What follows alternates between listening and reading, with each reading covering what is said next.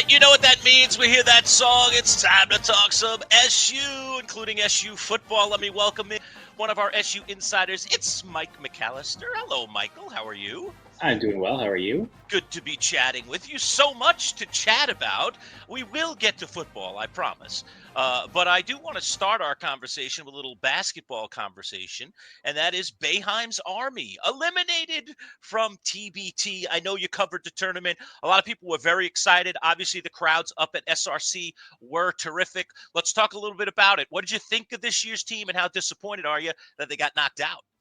I think it's very disappointing that they got knocked out when they did, because they were about as talented and well constructed and deep as I think Yeah, just about any Boeheim's Army team has been, perhaps outside of the year where they won the whole thing. They were pretty loaded that year, but it was unfortunate because it looked like something was wrong with their team Christmas, and he had some sort of injury. He only played 10 minutes, but he was right. really good in those 10 minutes. He had 3 blocks in 10 minutes.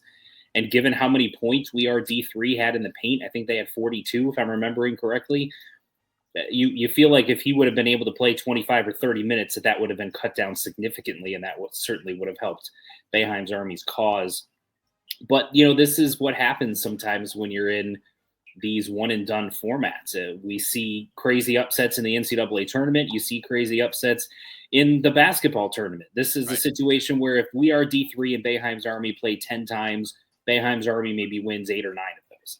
But, One and to done. steal a line from the Little Giants movie, that still leaves one time, right? Yes. So that's what happened. Listen, Tai Nichols was incredible. He made several shots where it looked like they were terrible shots, and then they went in. Yeah. Boeheim's Army missed a lot of shots that they had made in the first game. Some good Right. looks. I think most notably the Elijah Hughes wide open 3-pointer in the Elam Ending time period that he missed. They missed 3 free throws in the Elam Ending period, where if they had just made 2 of those 3, if you Yeah. shoot 67% from the free throw line, you win. And they got out rebounded by a team that was significantly smaller than them. It's just, it's one of those things. I think it was, from a Syracuse fan perspective, sort of checked all the boxes of the gripes that you always have. Yeah. Random guy goes off and you can't stop him. Oh, that hurts. Terrible rebounding and missed free throws at clutch situations. Yeah. It just kind of checked all the boxes that sort of drive you crazy as a Syracuse fan. The fans have really gotten into this, Mike. Yeah. And when it is here in central New York, I mean, they packed the SRC for a couple of nights. Talk about that a little bit. The excitement that still is there for Syracuse basketball, even if it's just alum and even if it's a roster that isn't even all Syracuse players. Yeah, it was really fun. I had an opportunity to go. I went with my wife and my son, and we were able to sit and enjoy it. And it felt like a legitimate Syracuse game. The crowd was chanting "Let's go Orange" in big moments, chanting defense, trying to get the team, especially in the fourth quarter in the Elam Ending, trying to get them back into it. Loud cheers when things went well, especially when it was one of the Boeheim brothers making a play. You saw a lot of familiar faces. If you go to the Dome for basketball games, you see a lot of people that are there consistently, season ticket holders, etc. Saw a lot of those at this event. Neil Gold was there. He's one of the most famous Syracuse fans. I think purchased Boeheim's suit jacket from the Duke game when he got ejected. Right? He was in the stands. I believe I saw him, and the Syracuse team was there. Red and the players and all that. So. Yeah, it was really cool to see the community and the fans and everything else get behind that team and the event, and it's why the TBT has it in Syracuse, because they've been one of the first fan bases to really get behind this. They got behind it right from the onset when it first started, and continues every single year. Yeah, and usually when you lose a game like this in the old one and done, one guy gets you, and this guy did get him, Tai Nichols. Where did he come from? Everybody's so bummed because this was, quote, a D3 team, essentially, comprised of former D3 players that beat this Boeheim's Army team. Talk about his performance. Yeah, it was incredible. Now, one little side note I'll make with the D3. Yes, they all started D3, but I think most of them, or at least a good chunk of them, ended up transferring up to a D1 level school by the time their college careers were over, and Right. several have spent time playing professionally overseas. So it's not like, it's the bottom of the barrel D3 type of players that you're talking. I mean, these are really good basketball players. And Tai Nichols was outstanding. Like I said, he took several shots that aren't conventionally good shots, but he made them. And he was clearly, sometimes when you just get into a rhythm, you take shots that you normally wouldn't because you're just feeling it. We've seen Buddy Boeheim take shots, 6, 7, 8 steps behind the 3-point line because he's feeling it. Yeah. You think back to the NCAA tournament game against West Virginia and San Diego State, he made some crazy long shots that unless you're feeling it, you're not taking those shots normally. And Tai Nichols just got into one of those rhythms, and it was sort of the perfect storm where Syracuse didn't have an answer for him because not only was he electric from the outside, but he has an exceptional handle. And so he really hurt Boeheim's Army when they would sort of play him for the 3-point shot. And then he was able to use his handle, use his quickness to get into the lane and not just score for himself. He had a bunch of buckets inside the paint, but also set up his teammates. I think he had 3-4 assists, whatever it was during the game. He was just outstanding. And I think he even had 3 steals. He was good defensively as well. So he was fun to watch. And if you were there as sort of a non-partial, just watching and enjoying basketball, you appreciated the performance. I think if you were obviously there as a partisan Syracuse fan, even if part of you as a basketball fan appreciates it, still kind of grinds your gears a little bit. Today's broadcast, by the way, brought to you by our friends at Play It Again Sports. Play It Again Sports on Erie Boulevard in DeWitt, right in the Taco Bell Plaza. Mike, let's just take 30 seconds and hear from our friends at Play It Again. Warm weather sports season is here, and if you want to gear up and save money on some of the top brands of golf, soccer, and baseball equipment, and much more, Play It Again Sports can be your solution. With both new and gently used gear, Play It Again has prices way less than regular retail stores. And for all you golfers out there, get some quick money for those clubs you've got stashed away and are collecting dust. Play It Again is always looking for quality gear. No appointment necessary. Just bring it into the store. Play It Again Sports in the DeWitt Town Center on Erie Boulevard. Don't spend more. Play it again. Play It Again Sports Syracuse.com. Hey, who's that guy in that commercial? I was bringing in some golf clubs that day. Next thing you know, we were cutting a commercial. Fantastic stuff. Got some cash money down with our friends at Play It Again. All right, Mike. Well, it's disappointing, but I mean, I did still enjoy watching Boeheim's Army play. It was nice to see Elijah Hughes back. I really felt if they were going to go deep in this tournament, he was maybe potentially going to be the star of this team. They don't get to play too many games, but just talk about the returners that did come back. Jimmy and Buddy, obviously. Elijah Hughes was great to see him. Malachi Richardson, you mentioned Rakeem Christmas. How nice is it to see these guys right here in Central New York? Yeah, Chris McCullough, another one. It was just really cool to see those guys come back. And, it's kind of unfortunate because Elijah Hughes had a poor game against We Are D3. He even posted on social media afterwards that he apologized for his performance. I think he was 1 for 6 from 3 and had 3 or 4 turnovers. It wasn't a great day for him, but that happens sometimes, right? You have off days and you hope that you can figure out a way to pull it out in the end despite that. And they still almost did. But yeah, that's part of what's so fun about this is having, Jimmy Boeheim and Buddy Boeheim put on the orange uniform again and having guys from different eras play together, right? But, Buddy and Jimmy never played with Chris McCullough or Rakeem Christmas, and now they all get to play together in events like this. It's really cool. And having Eric Devendorf on the sideline and Alan Griffin on the sideline, that all that type of stuff is really cool too. So definitely I think one of the biggest attractions of this event is having those former stars and former beloved players come back and being able to go out and show support for them in an event like this. Talk with Mike McAllister. It is the Manchild Show with Boy Green Digital at MC Show Digital. That is our YouTube channel. Please like our video if you're liking what you're hearing. Also, don't click the subscribe button. We'd love for you to become a regular subscriber on our YouTube channel again at MC Show Digital. All right, Mike, let's shift gears here a little bit and talk about Fran Brown and the work that he's been doing. And now getting that full year now to recruit, to work the transfer portal, all those kinds of things. And he strikes gold with a future recruit, and it's this guy, a 5-star from the state of Florida. Let's talk about Calvin Russell. I want to play catch up, Mike. Get your thoughts on Syracuse catching the big fish here. Yeah, a huge splash. 5-star player. We have him at 24/7 Sports as the number 22 player in the class, I believe, overall. I think ESPN has him 28th. He's just big time get. And the biggest thing here is you had schools like Michigan after him, and Miami was after him. He had a lot of family ties to Miami. I believe his mom is still the women's basketball team's all-time leading scorer in their program history. So a lot of connections there. Other big time schools were after him as well. He took 5 or 6 official visits, none of which were to Syracuse in June. But he had been on the Syracuse campus several times. That was the biggest thing, is when I heard a lot of the chatter discussing where's he going to go and who are the favorites and all of those types of things. I think a lot of people dismissed Syracuse because he didn't take an official visit to Syracuse during June. But, I said he had been to campus several times. He was there for the spring game. He came to Syracuse's spring game on his own dime over going to places like Georgia or Alabama or Miami, which obviously would be much closer. They all had their spring game on the same day. He decided to travel to Central New York and go to Syracuse's spring game.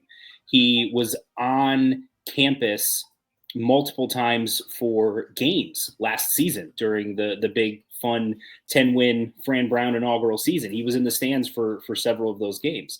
So he's been to campus multiple times. He has a long-standing relationship with Fran Brown, but not just that. Fran Brown has a relationship with the family. And I think the comfort level that the family felt with Fran Brown and Calvin Russell going to play for him, that all plays a factor as well.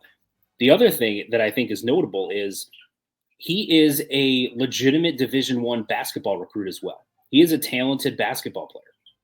And Syracuse was one of the first schools, if not the first school, to talk to him about playing both sports when he comes. And I think that helped. And other schools did eventually get there. I think Michigan and Miami were giving him that option as well. But Syracuse was in very early on that option. And so trying to look at it from his perspective, it can feel like those other schools were doing it just to try to get him, right?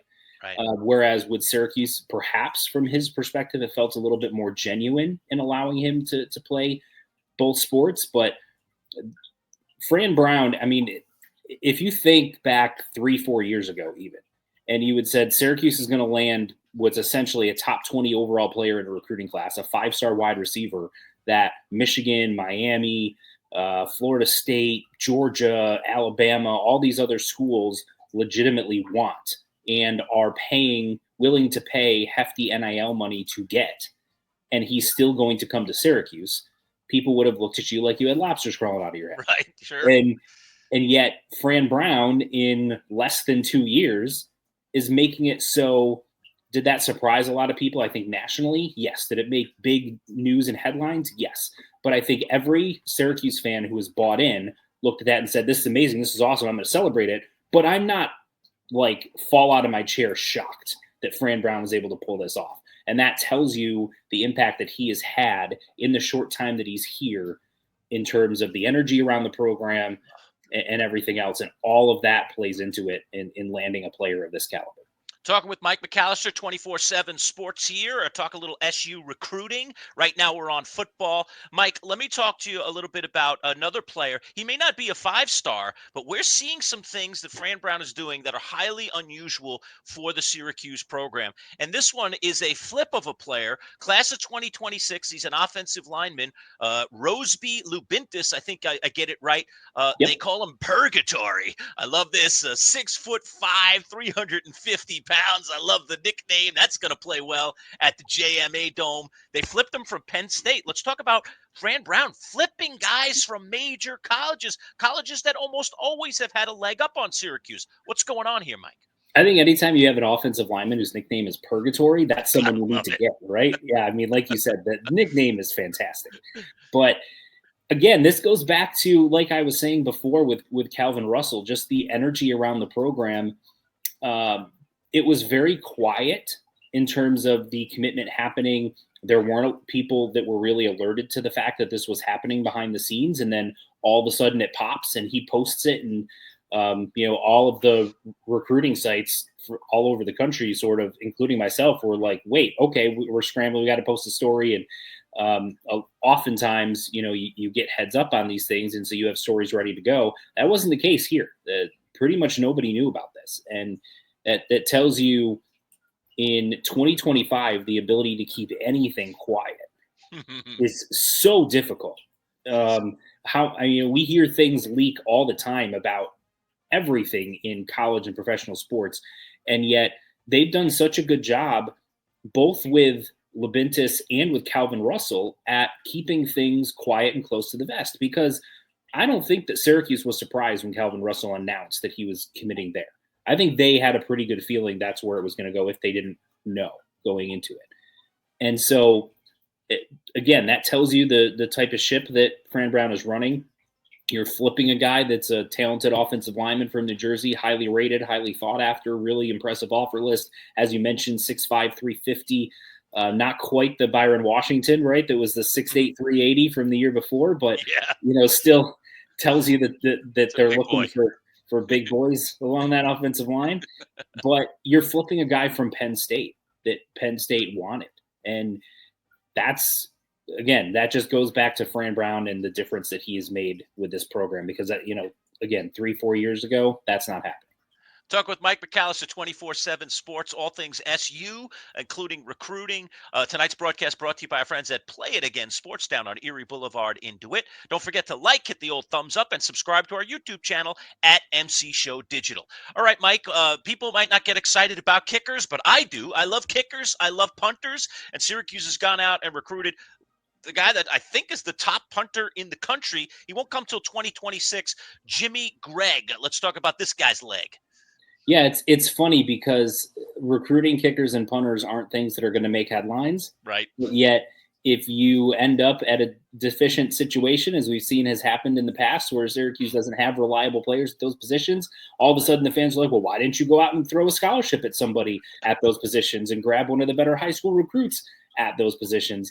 And they're doing just that. I mean, Fran Brown has put a real strong emphasis on special teams through his year and a half or so that he's been at Syracuse. We know that there were some struggles in that area last year, but what did they do this offseason? They brought in a transfer kicker from Iowa, and we know that they think pretty highly of Jack Stonehouse, but 2 years in a row, they've also brought in high school recruits that they're offering scholarships to, and that's part of the benefit of the house settlement, where your roster limit, your scholarship limit goes up to 105 instead of at 85. It gives you a little bit more flexibility, and teams are more willing to offer scholarships right away to kickers and punters out of high school, instead of saying, come walk on, and then maybe in a year or two, if you earn a spot, then we'll offer a scholarship to you, but we're going to be a little bit stingy with those scholarships and instead offer it to the 12 offensive linemen we're bringing in this class. Now they're more willing to offer those scholarships. Schools across the country are doing that. So, but yeah, the number one punter by 24/7 Sports in the country from Morgantown, West Virginia, had a West Virginia offer, took an official visit to West Virginia, commits to Syracuse. It's almost too bad they're not in the same conference anymore, because love rubbing those West Virginia Mountaineers the wrong way. I know it's just Mike. A punter. And as you mentioned, you said you love punters, you love kickers and whatever, but as we kind of have noted here, that's not going to be the headline grabber that, a Calvin Russell or a Roseby Labintus is. Right. But yet my comment section was filled with very salty West Virginia fans. I was surprised at how salty they were over not getting a punter. It was actually a little bit funny to see how angry they were, but still at the same time trying to say, we don't care, it's just a punter. But yet, right, like 5 days later, they were still commenting on the same thread. I mean, it was crazy. It really triggered a lot of West Virginia fans, which was that rivalry is deep. It goes back a long way. Yeah. We don't really have that rivalry anymore in Central New York, but that has some great history, that rivalry, no question about it.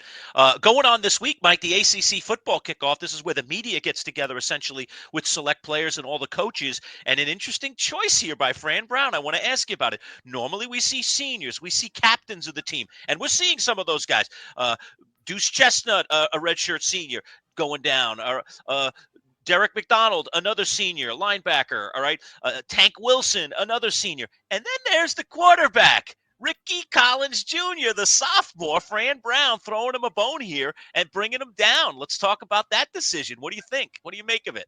I think it tells you that, one of the concerns when they brought in the kid from Notre Dame, Steve Angeli, one of the things, who, by the way, speaking of awesome nicknames, Peanut Butter Angeli, I mean, Nice. fantastic.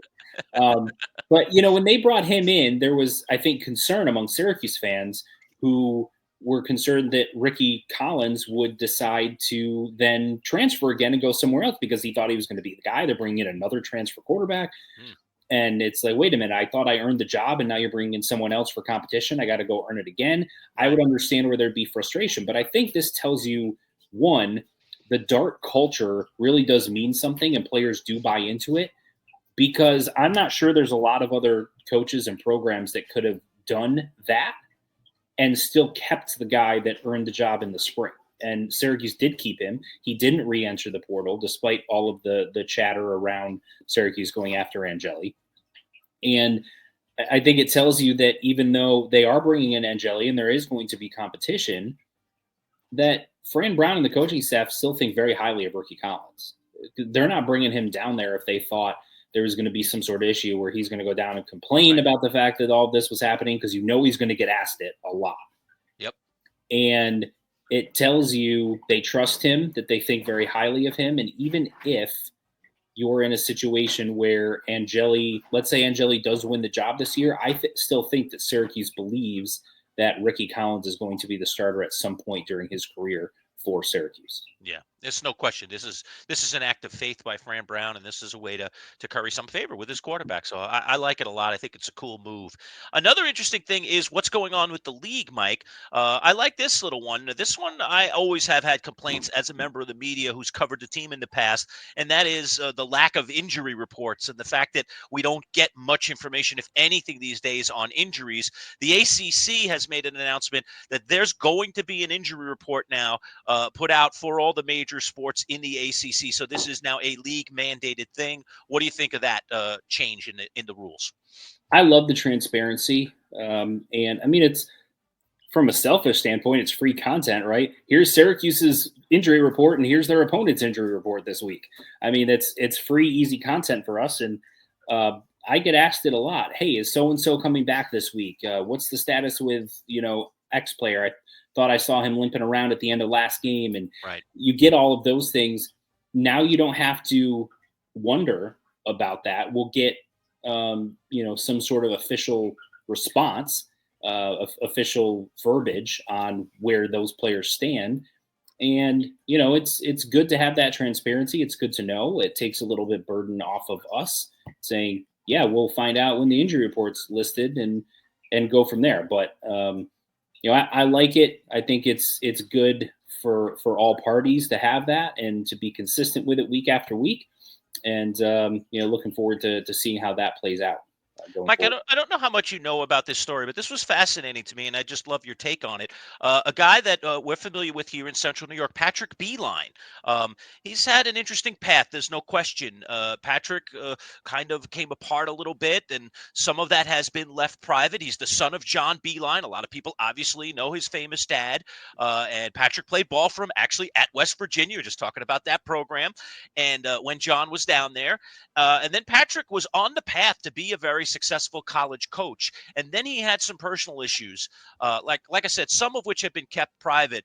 I always really liked Patrick. I thought Patrick really could be a budding star. And now he's trying to make his comeback. He had done some high school coaching, and now he's headed to Mohawk Valley Community College, I think it is.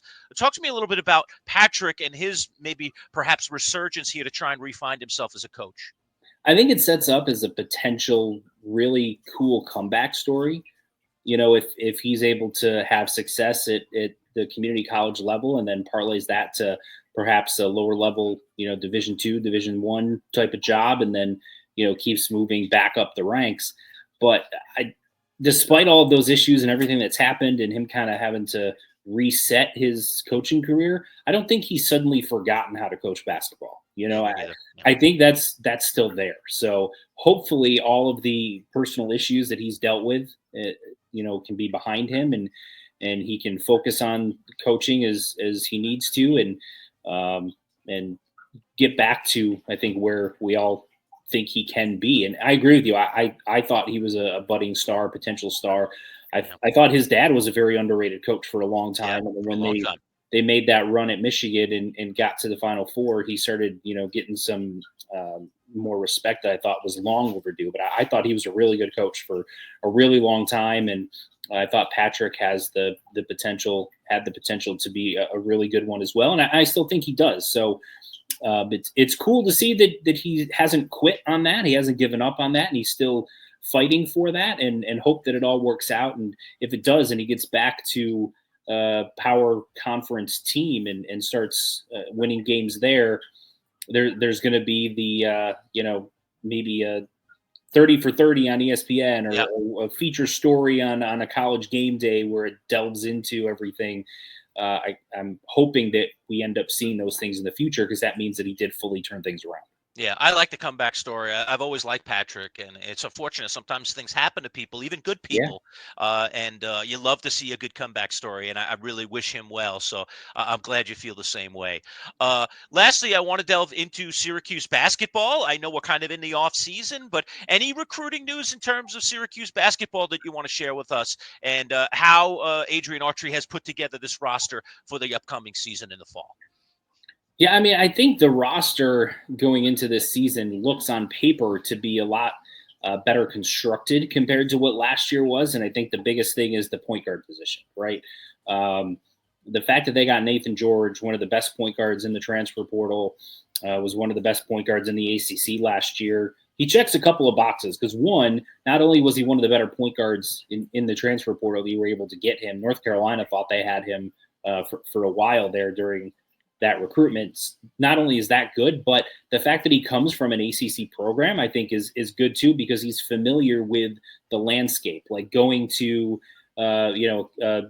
some of these hostile environments, the Cameron Indoors, and going to North Carolina and playing at NC State. And those types of things aren't going to be shocking to him because he's experienced a lot of those. He's played against the Dukes and played against the North Carolinas and played against the Louisville. So I think having that experience within the conference makes it an even better fit than what it normally would be, just landing a player of his caliber. And then, one of the biggest things they did was they kept JJ and Donnie. Yeah, that was such a huge thing for them, and took a little bit of the pressure off of what they had to do in the transfer portal. Because if you lost both of those guys, you essentially have to find, your number one and number two options offensively in the transfer portal and hope that they fit with the other guys you're bringing in. It makes it a lot more of a challenging thing to do to put the roster together. So the fact that they kept those guys, I like what they did in the front court as well. When you add guys like Sadiq White, who's extremely athletic, I think has the potential to be a really good defender as well. And then what they did at the center position with William Kyle and Ibrahim Soare, they're kind of getting back to that maybe slightly undersized center at 6'9", 6'10", not the 7'2" type of guys, but just really athletic, can run the floor, good rim protectors, really good in terms of their mobility, so they can switch when teams set screens. I think all of that will help them be better than what they were last year. They just have a really challenging non-conference schedule. You look at when they have to go down to Vegas, and then you look at the fact that their ACC-SEC matchup is Tennessee again. This time it's here, but still we know Tennessee is going to be a national championship contender. Houston is going to be a national championship contender that they're going to have to play in Vegas. And Kansas is always a national championship contender with Bill Self there, even when they have quote-unquote down years. There's still a team that's going to be flirting with top 20, top 25 rankings and a top 4 or 5 seed in the NCAA tournament. So it's very challenging, but at the same time, you win even one of those games and you're competitive in the other two, I think you send an early message that you've improved significantly. As far as recruiting goes for 2026, I guess you consider Calvin Russell a commitment since he's going to be playing basketball here, right? So I guess that's cool. But there's a kid named Jordan Smith who's a 5-star point guard, 5-star kind of a combo guard, who's friends with Cayenne Anthony. They've been recruiting him for quite a while. They're still in the mix for him. There's 2 official visits that have been scheduled for September. One is Deron Rippey. He's a 5-star point guard. And the other is Vaughn Carvalha, who is a 4-star small forward They're both coming up. I believe it's the weekend of September 28th. But they're both going to be up on campus at the same time. So the fact that you get, two highly touted players on campus for official visits, and wouldn't be surprised if Jordan joined him or came up and visited on his own volition at some point. He did visit last year with Cayenne, I believe, during one of the weekends Cayenne was up here. So, they've been doing pretty well on the recruiting trail, I think, ever since Autry got here. They've done pretty well. Well, for anybody that doesn't know, Carmelo's son, Cayenne, is going to be at Syracuse this fall. He'll be on the court. Mike, temper expectations here a little bit. People get excited. He's got that big marquee last name. What should people expect in the early part here of Cayenne Anthony's, basketball career here at Syracuse? National championship or bust. No, I mean, I think it's unfair to expect him to be his dad right away, right? I mean, they're different players. They play different positions, but I mean, the bloodlines are there, obviously. He's very talented. He was a highly rated recruit in his own right. And that was not because of his dad's name that he was rated highly. He was rated highly because recruiting analysts liked his game. And he was a top, 35, top 30, top 40 type of player by essentially every recruiting ranking that was out there. So he's very talented. The difficult part for him is that Syracuse is pretty deep in terms of their two guards. Now, maybe he plays a little bit of small forward. It looks like they're a little bit thin at that spot, so perhaps there's an opening there. But his primary spot is shooting guard, where J.J. Starling is going to start and play a ton of minutes. But I still think he's got an opportunity to carve out a role and play some minutes. But if you're expecting him to immediately become his dad and, be scoring 20 points a game and being perhaps the best player in the country, I don't think it's fair to put that level of pressure on him, but I think you'll see flashes of his ability this year and why he was such a highly touted recruit. Mike, I'll end it with this one. And by the way, tonight's broadcast brought to you by our friends at Play It Again Sports on Erie Boulevard in DeWitt. Expectations and the pressure that might be on the head coach of Syracuse this year, Adrian Autry. I mean, folks here in Central New York are clamoring for a rebirth here in the NCAA tournament. If Autry doesn't get there this year, what are your thoughts about how this program is going to feel about their head coach? Well, I mean, John Wildak kind of said we got to make the tournament next year. So if that's his line in the sand, then that's where they got to get. But listen, the reality is, as far as the extra pressure and is he feeling pressure and whatever, if you're coaching at Syracuse with the history they have at the basketball program and the guy that he's replacing and a legend in Jim Boeheim, always so hard. There's pressure right from the get-go. I mean, that's part of being a coach at a Division I program, at a power conference program, and a power conference program with a really strong history of the sport you're coaching. Yeah. So, I mean, is there pressure? Absolutely, there's pressure. There's always going to be pressure. They could be top 20 teams 8 years in a row and make at least the Sweet 16 in every single one of those years. And there's going to be pressure in year 9. I mean, that's just the reality. So I think there's extra pressure this year because, some people think that his job could potentially be on the line. I think it's just pressure in general. I don't get the impression that that the coaching staff feels that or is operating, any differently because of that narrative and discussion among the fans.